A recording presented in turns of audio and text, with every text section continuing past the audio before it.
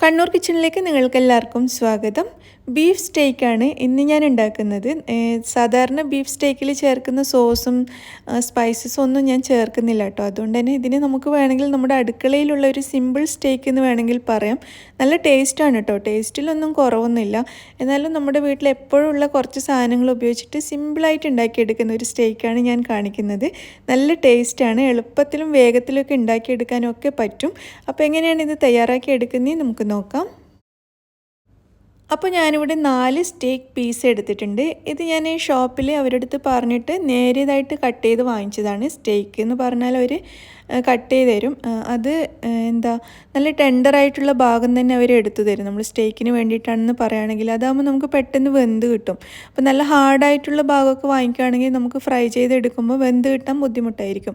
അതുകൊണ്ട് നമ്മൾ ഷോപ്പിൽ നിന്ന് വാങ്ങിക്കുമ്പോൾ പ്രത്യേകം പറഞ്ഞിട്ട് വാങ്ങിക്കുക. നമ്മുടെ നാട്ടിൽ നിന്നാണെങ്കിൽ ഇറച്ചി അറുക്കുന്ന സ്ഥലത്ത് നിന്ന് പറഞ്ഞു കഴിഞ്ഞാൽ അവരത് ഈ ഒരു ഷേപ്പിൽ കട്ട് ചെയ്ത് തരും. അപ്പോൾ ഞാൻ വളരെ നേരിയതായിട്ടാണ് കട്ട് ചെയ്തിട്ടുള്ളത്. നിങ്ങൾക്ക് കാണാൻ പറ്റുന്നുണ്ടാവും.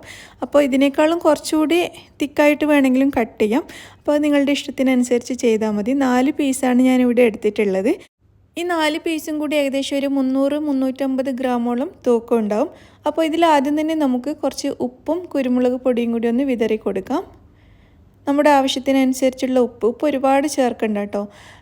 നമുക്ക് കുറച്ചിങ്ങനെ ഉപ്പ് മുകളിൽ വിതറി കൊടുത്താൽ മതി. അതുപോലെ കുരുമുളക് പൊടിയും കൂടി കുറച്ച് വിതറി കൊടുക്കുക. അതിനുശേഷം ഇത് നമുക്ക് തിരിച്ച് വെച്ചിട്ട് മറ്റേ വശവും ഇതേപോലെ ഉപ്പും കുരുമുളക് പൊടിയും കൂടി ഒന്ന് സ്പ്രെഡ് ചെയ്ത് കൊടുക്കാം. ഉപ്പും കുരുമുളകും എല്ലാ ഭാഗത്തും എത്തുന്ന രീതിയിൽ വേണം ഇട്ട് കൊടുക്കാൻ വേണ്ടിയിട്ട്. എന്നിട്ട് വേണമെങ്കിൽ കൈ വെച്ചിട്ട് നമുക്ക് ഇതുപോലെ ഒന്ന് തേച്ച് പിടിപ്പിച്ച് കൊടുക്കാം. എന്നിട്ട് നമുക്ക് ഉടനെ തന്നെ ഇത് ഫ്രൈ ചെയ്തെടുക്കാം. ഞാനിത് മാരിനേറ്റ് ചെയ്ത് വെക്കുന്നൊന്നുമില്ല, ഇപ്പോൾ തന്നെ ഫ്രൈ ചെയ്യാണ്. അപ്പോൾ അതിനായിട്ട് ഞാനിവിടെ ഒരു നല്ല കട്ടിയുള്ള ഇരുമ്പിൻ്റെ ഒരു പാനാണ് വെച്ചിരിക്കുന്നത്. നല്ല അടികട്ടിയുള്ള പാത്രം എടുക്കാൻ പ്രത്യേകം ശ്രദ്ധിക്കുക. ഇരുമ്പിൻ്റെ തന്നെ വേണമെന്നൊന്നുമില്ല, നോൺ സ്റ്റിക്ക് ആണെങ്കിലും ഏതാണെങ്കിലും കുഴപ്പമില്ല. നല്ല അടികട്ടിയുള്ള പാത്രം എടുക്കുക. അപ്പോൾ ചൂടായ പാത്രത്തിലേക്ക് ഞാനൊരു 3 ടേബിൾ സ്പൂൺ ഒലീവ് ഓയിലാണ് ചേർത്തിരിക്കുന്നത്. ഒലീവ് ഓയിലിന് പകരം നിങ്ങൾക്ക് സൺഫ്ലവർ ഓയിലും ഉപയോഗിക്കാം. അപ്പോൾ ഇതിലേക്കൊരു 3 ടേബിൾ സ്പൂണോളം ബട്ടറും കൂടി ചേർത്തിട്ടുണ്ട്. ബട്ടറും കൂടി നല്ലപോലെ ഒന്ന് മെൽറ്റായിട്ട് വരുന്ന സമയത്ത് നമ്മൾ മാരിനേറ്റ് ചെയ്തെടുത്ത ബീഫ് കഷ്ണങ്ങൾ ഇതിലേക്ക് വെച്ച് കൊടുക്കാം. എന്നിട്ടൊരു മീഡിയം ഫ്ലെയിമിൽ വെച്ചിട്ട് വേണം നമുക്കിത് ഫ്രൈ ചെയ്തെടുക്കാൻ വേണ്ടിയിട്ട്. ഫ്ലെയിം ലോ ഫ്ലെയിമിലാക്കി കൊടുക്കണ്ട. അപ്പോൾ നമ്മുടെ ബീഫ് ഭയങ്കര ഹാർഡായതുപോലെ ഉണ്ടാകും. കുറേ ടൈം എടുത്തിട്ട് മുറിച്ച് കഴിഞ്ഞാൽ ബീഫ് ഭയങ്കര ഹാർഡായിരിക്കും. മീഡിയം ഫ്ലെയിമിലിട്ടിട്ട് നമുക്കിത് ഫ്രൈ ചെയ്യാം. അപ്പോൾ ആദ്യത്തെ ഒരു വശം 7-8 മിനിറ്റ് ഫ്രൈ ചെയ്തെടുക്കാം. ഇത്രയും തിക്കായിട്ടുള്ളൊരു ബീഫ് കഷ്ണമാകുമ്പോൾ ഒരു 7 മിനിറ്റ് മതിയാവും. 7 അല്ലെങ്കിൽ മാക്സിമം ഒരു 8 മിനിറ്റ് ഫ്രൈ ചെയ്തെടുത്താൽ മതി.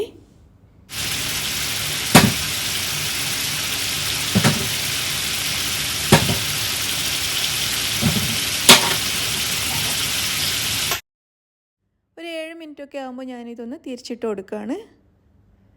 4 പീസ് ബീഫും നമുക്കിതുപോലെ തിരിച്ചിട്ട് കൊടുക്കാം. ഇരുമ്പിൻ്റെ ചട്ടി ആയതുകൊണ്ട് കുറച്ച് തിരിച്ചിടാൻ ബുദ്ധിമുട്ടുണ്ട്, നോൺ സ്റ്റിക്ക് പോലെയല്ല, എന്നാലും കുഴപ്പമൊന്നുമില്ല. അപ്പോൾ തിരിച്ചിട്ടതിന് ശേഷം ഈ രണ്ടാമത്തെ വശം ഞാനൊരു 5 മിനിറ്റ് മാത്രമേ ഫ്രൈ ചെയ്തെടുക്കുന്നുള്ളൂ. അത്രയും സമയം മതിയാവും. അപ്പോഴേക്കും തന്നെ നല്ല പോലെ വെന്ത് കിട്ടും. ഞാൻ പറഞ്ഞല്ലോ, ഒരുപാട് സമയം വെച്ചിട്ട് ഫ്രൈ ചെയ്താലും ഭയങ്കര ഹാർഡായിട്ട് തോന്നും, നമുക്ക് കഴിക്കാൻ ടേസ്റ്റും ഉണ്ടാവില്ല. അപ്പോൾ ഒരു 5 മിനിറ്റ് മാത്രം മതിയാവും. അപ്പോൾ ഇതൊരു 5 മിനിറ്റ് സമയം കൊണ്ട് നമ്മുടെ ബീഫ് രണ്ടാമത്തെ വശവും നല്ലതുപോലെ വെന്ത് വന്നിട്ടുണ്ട്. ഞാനിത് പാനിൽ നിന്നും പ്ലേറ്റിലേക്ക് മാറ്റുകയാണ്. ഇതിപ്പോൾ കുറച്ച് നേരിയ പീസായതുകൊണ്ട് അത്ര ജ്യൂസി ആയിട്ട് കിട്ടിയിട്ടില്ല. കുറച്ചുകൂടി തിക്കായിട്ടുള്ള പീസ് വാങ്ങിക്കുന്നതായിരിക്കും നല്ലത്. ഇത് ഞാൻ അവരുടെ അടുത്ത് പറഞ്ഞ് നല്ല നേരിയതായിട്ട് കട്ട് ചെയ്തതുകൊണ്ട് കുറച്ച് ഡ്രൈ ആയതുപോലെയാണ് ഇരിക്കുന്നത്. അപ്പോൾ നിങ്ങൾ വാങ്ങിക്കുമ്പോൾ കുറച്ചുകൂടി തിക്കായിട്ട് വാങ്ങിച്ചോളൂ. അപ്പോൾ ഏതായാലും ഞാനിത് പ്ലേറ്റിലേക്ക് മാറ്റിയിരിക്കുകയാണ്. ഇനി നമുക്ക് ഈ സ്റ്റേക്കിന് വേണ്ടിയിട്ടൊരു സോസ് തയ്യാറാക്കാനുണ്ട്. അത് ബീഫ് ഫ്രൈ ചെയ്ത് പാനിൽ തന്നെയാണ് ഞാൻ ഉണ്ടാക്കുന്നത്.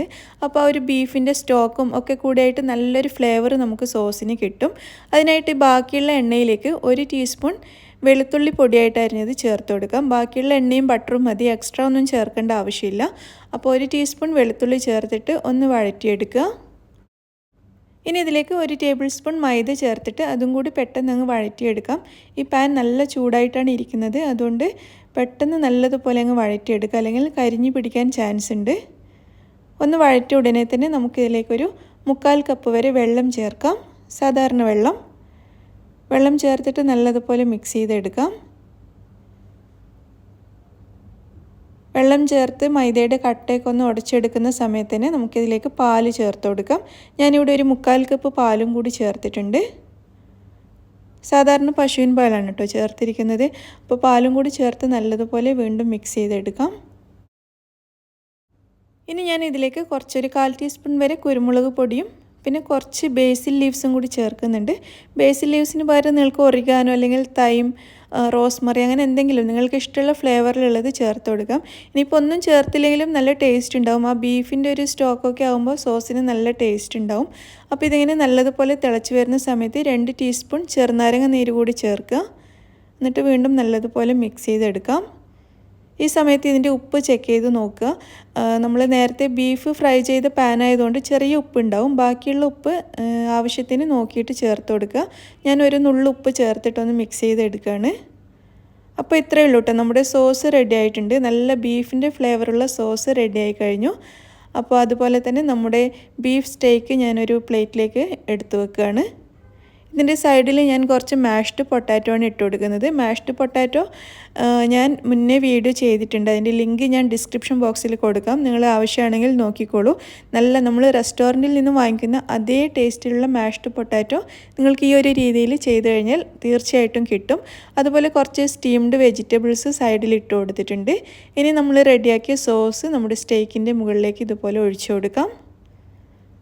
അപ്പോൾ നിങ്ങളെല്ലാവരും ട്രൈ ചെയ്ത് നോക്കുക. നല്ല ടേസ്റ്റി ആയിട്ടുള്ള അടിപൊളി ബീഫ് സ്റ്റേക്കാണ്. സിമ്പിളായിട്ട് നമുക്കിത് വീട്ടിലുണ്ടാക്കിയെടുക്കാം. നമ്മൾ പുറത്തുനിന്ന് വാങ്ങിക്കുന്ന ഏകദേശം അതേ ടേസ്റ്റ് തന്നെ കിട്ടും കേട്ടോ. ഈ സോസും നമ്മുടെ മാഷ്ഡ് പൊട്ടാറ്റോ, സ്റ്റീംഡ് വെജിറ്റബിൾസ് ഒക്കെ കൂടി കഴിക്കുമ്പോൾ ഒരു പ്രത്യേക ഫീല് തന്നെയാണ്. എല്ലാവരും ട്രൈ ചെയ്ത് നോക്കുക. അപ്പോൾ ഇനി നമുക്ക് വലിയ വില കൊടുത്തിട്ട് ബീഫ് സ്റ്റേക്കൊന്നും പുറത്തുനിന്ന് വാങ്ങിച്ച് കഴിക്കേണ്ട. ഇതുപോലെ സിമ്പിളായിട്ട് വീട്ടിലുണ്ടാക്കിയെടുക്കാവുന്നതേ ഉള്ളൂ. അപ്പോൾ വീഡിയോ നിങ്ങൾക്ക് എല്ലാവർക്കും ഇഷ്ടമായി എന്ന് വിചാരിക്കുന്നു. താങ്ക്